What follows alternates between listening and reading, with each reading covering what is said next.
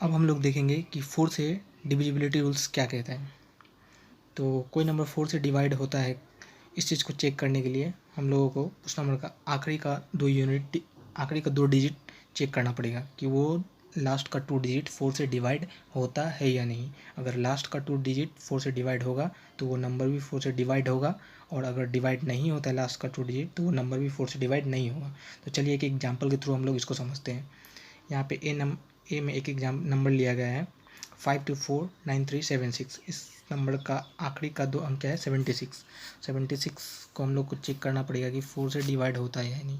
तो ये 4 से चलिए चेक कर लेते हैं। 1 टाइम 4 एंड 3 दैट मीन्स ये 19 टाइम ये 4 से डिवाइड हो जाएगा, यानी 76 जो इसका लास्ट का 2 डिजिट है वो 4 से डिवाइड हो रहा है। दैट मीन्स ये तो पूरा नंबर भी 4 से डिवाइड होगा। ओके,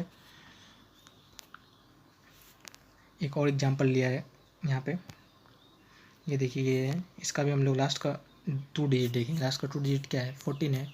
14 जो 4 से डिवाइड नहीं होता है, इसका मतलब ये नंबर भी 4 से डिवाइड नहीं होगा। ओके, चलिए आगे बढ़ते हैं। अब डिविजिबिलिटी रूल्स 5 क्या कहता है, ये बहुत ईजी है। अगर लास्ट का यूनिट डिजिट 5 या 0 हो, सॉरी, अगर लास्ट का डिजिट 5 या 0 हो दैट मीन्स वो नंबर 5 से डिवाइड हो जाएगा।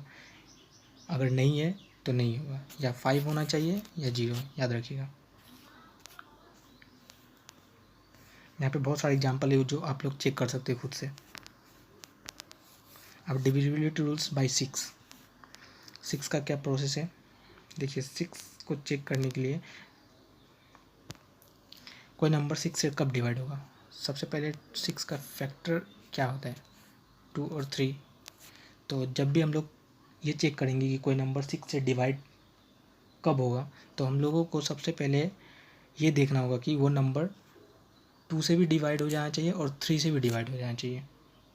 अगर कोई नंबर 2 और 3 दोनों से डिवाइड होता है तो वो नंबर 6 से भी डिवाइड होगा। ओके, और 2 और 3 का डिविजिबिलिटी रूल्स आपने देख लिया है। तो चलिए इसको एक एग्जांपल के थ्रू हम लोग समझेंगे। यहाँ पे एक एग्जांपल लिया गया है 974562। देखिए इसका यूनिट डिजिट क्या है 2 है, इसका मतलब ये 2 से डिवाइड होगा।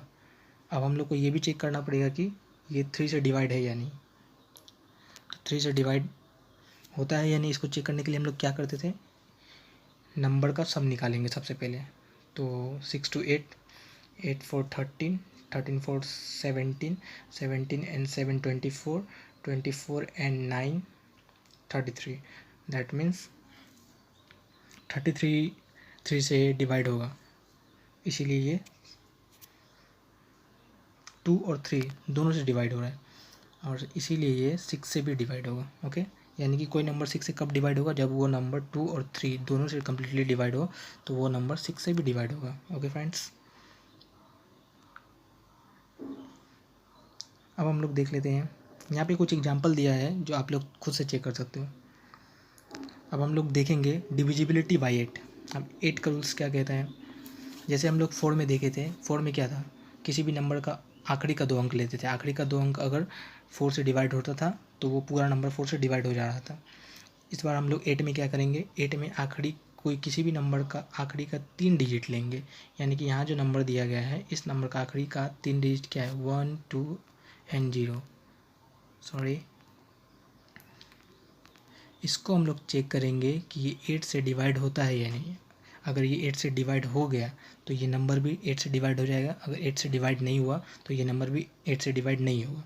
तो 820 इसको हम लोग चेक करेंगे, तो ये 1 टाइम एंड 5 यानी 15 टाइम में ये 8 से कम्प्लीटली डिवाइड हो जाएगा। दैट मीन्स ये नंबर भी 8 से डिवाइड हो जाएगा। ओके,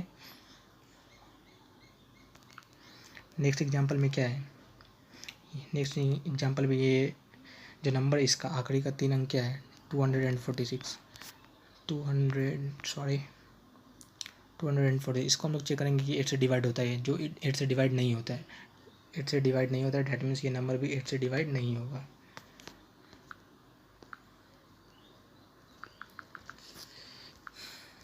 चलिए आगे बढ़ते हैं। नेक्स्ट है डिविजिबिलिटी बाई 9। ये सेम 3 की तरह है। इस 3 में क्या करते थे, किसी भी नंबर का सभी डिजिट को ऐड कर देते थे और ऐड करने के बाद उसका सम अगर 3 से डिवाइड होता था तो वो नंबर भी 3 से डिवाइड हो जाना था। सेम प्रोसेस यहाँ पे, a number is divisible by 9 if the sum of its digit is divisible by 9। Very simple. Like ये नंबर है, सॉरी देखिए यहाँ पे एक नंबर है 5 + 9 + 4 +